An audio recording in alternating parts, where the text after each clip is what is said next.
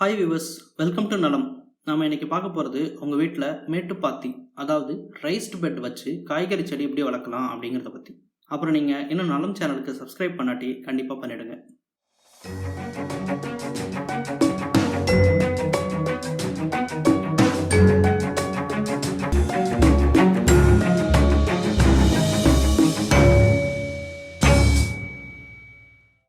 வீட்டு தோட்டத்தில் மேட்டுப்பாத்திங்கிறது ஒரு நல்ல வளர்ப்பு முறை.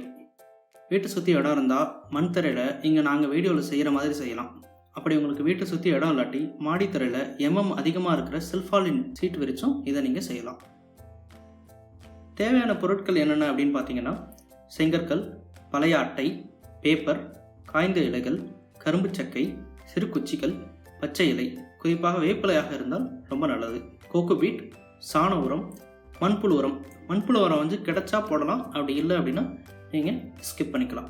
அப்புறம் தோட்டத்து மண்ணும் சேர்த்துக்கோங்க. ஏன் மேட்டுப்பாத்தி அப்படிங்கிற கேள்வி உங்களுக்கு வரலாம். இந்த முறையில் பார்த்தீங்கன்னா அதிகமான செடிகளை ஒரே இடத்துல நடலாம்.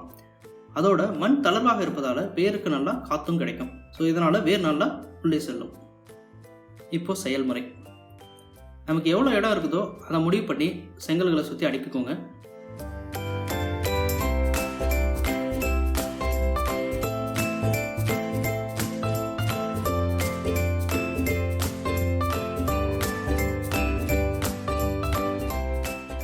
முதல்ல அட்டை பேப்பரில் குச்சி, பச்சை இலை, காய்ந்த இலைன்னு ஒவ்வொன்றா போட்டு மூடிடுங்க.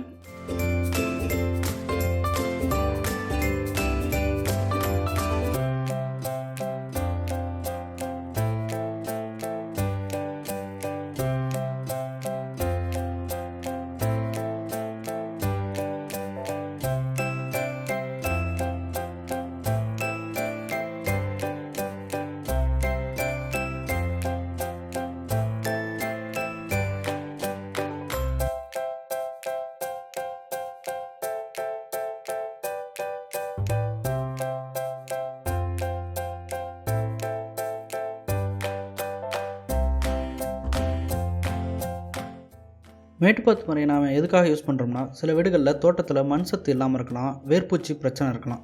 ஸோ இதனால் செடியோட வளர்ச்சி பார்த்திங்கன்னா சரியாக இருக்காது. அந்த மாதிரி மண் இருக்க பட்சத்தில் கண்டிப்பாக மேட்டுப்பாத்தி உங்களுக்கு பலன் கொடுக்கும்.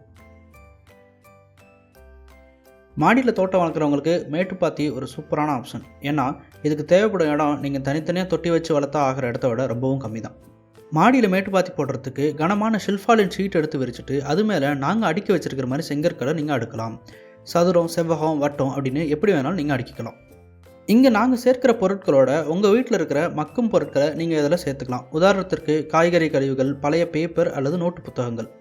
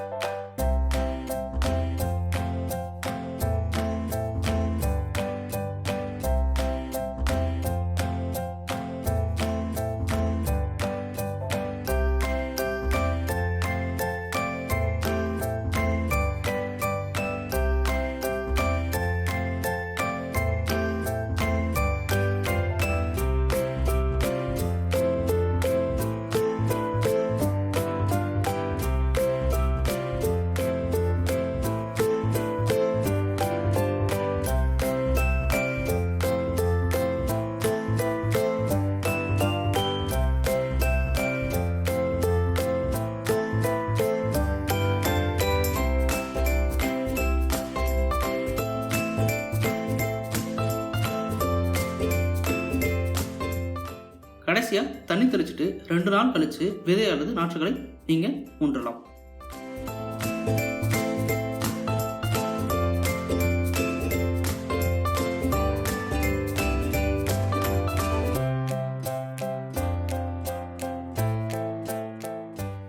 இதுக்கு நீங்கள் தனியாக கம்போஸ்ட் சேர்க்கணும் அப்படிங்கிற அவசியம் கிடையாது. ஏன்னா நம்ம ஏற்கனவே சேர்க்குற காய்ந்த இலைகள், பேப்பர், கரும்புச்சக்கை, காய்கறி கழிவுகள் போன்றவை பார்த்திங்கன்னா 60 நாட்களுக்குள்ளே மக்கி உரமாக மாறிடும். இந்த பொருட்கள் மக்கி உரமாகும் நேரமும் நீங்கள் விதைத்த விதைகள் எல்லாம் செடியாகி பூ பூக்கும் நேரமும் ஒரே சமயமாக இருக்கும். இதனால் வேருக்கு நீங்கள் தனியாக ஸ்பெஷல் உரம் எதுவும் வாங்கணும் அப்படின்னு தேவையில்லை. அதோட மேட்டுப்பாத்தி முறையில் வளர்க்குறதுனால நீங்கள் 3 நாட்கள் வரைக்கும் தண்ணி ஊற்றாமல் கூட இருக்கலாம். காரணம், நம்ம சேர்த்திருக்கும் பொருட்கள் 3 நாட்கள் வரை ஈரப்பதத்தை தக்க வச்சுக்கும். மேலே காஞ்ச மாதிரி இருந்தாலும் வேர்ப்பகுதியில் ஈரப்பதம் அப்படியே இருக்கும். ஒரு முறை மேட்டுப்பாத்தி போட்டு காய்கறிகள் உங்களுக்கு கிடைச்சிருச்சுன்னா அதுக்கப்புறம் நீங்கள் மேட்டுப்பாத்தி தான் போட்டு வளர்க்கணும் அப்படிங்கிற அளவுக்கு உங்கள் மைண்ட் சேஞ்ச் ஆகிடும். அதனால் கண்டிப்பாக இதை ஒரு முறை நீங்கள் செஞ்சு பாருங்கள்.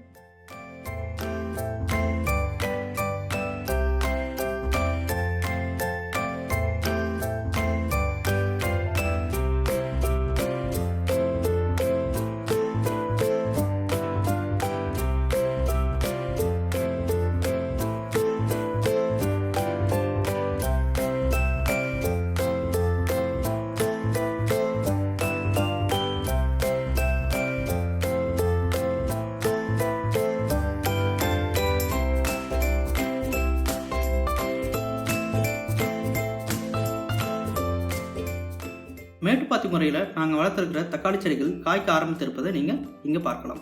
6க்கு 4 அடியில் 50 செடிகள் நாங்கள் நட்டுருக்கிறோம். அடியில் போடப்பட்ட இலைகள் உரமாக மாறி செடிக்கு தேவையான சத்துக்களை கொடுத்துருக்கீங்க. இந்த வீடியோ நீங்கள் முழுசாக பார்த்துட்டீங்க அப்படின்னா ஒரு மேட்டுப்பாத்தி அமைக்கிறத ஸ்டார்டிங்லேருந்து நாங்கள் முழுக்கவே எல்லாத்தையுமே இந்த வீடியோவில் காமிச்சிருக்கோம். அதோட மேட்டுப்பாத்தி மூலமாக நாங்கள் வளர்த்த தக்காளி செடி எப்படி வளர்ந்துருக்குறதுங்கிறதையும் உங்களுக்கு காட்டியிருக்கோம். இந்த வீடியோ உங்களுக்கு பிடிச்சிருந்தா உங்கள் ஃபேமிலி அண்ட் ஃப்ரெண்ட்ஸோட ஷேர் பண்ணுங்கள். அப்புறம் இந்த வீடியோ பற்றின ஒப்பீனியனை கமெண்ட்டில் சொல்லுங்கள். கண்டிப்பாக எங்கள் சேனலுக்கு சப்ஸ்கிரைப் பண்ணுங்கள். நன்றி.